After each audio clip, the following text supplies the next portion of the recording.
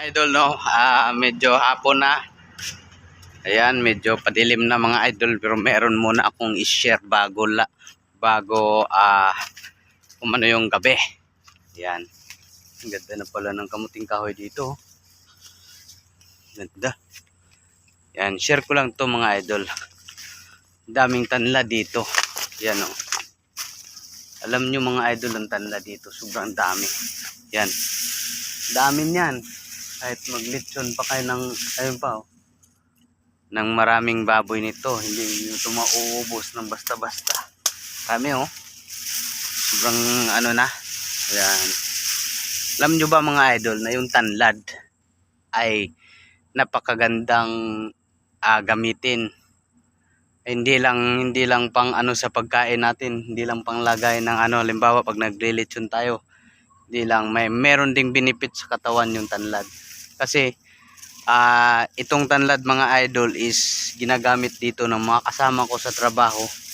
Yan, inano nila yan, pinakuluan. At yung tubig mga idol is iniinom nila. Yan yung iniinom nila palagi. Halos araw-araw silang naglalaga. Yan. At maganda daw sa katawan, maganda sa katawan yung tanlad.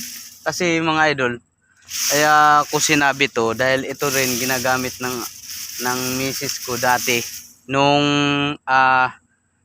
mataas yung ano niya, dugo niya. Nung siguro high blood siya nun kasi umano yung batok niya.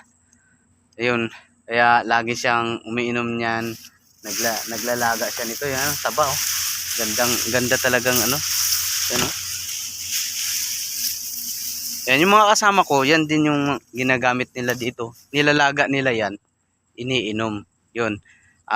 Hindi na ano yung hindi na tumaas yung ano nila, blood pressure. So, yun mga idol, napakaganda talaga ng tanlad. Kaya kung gusto nyong ano gamitin, i-try nyo mga idol, try nyo din na magpakulo kayo ng tanlad na kung ano ang mararamdaman nyo.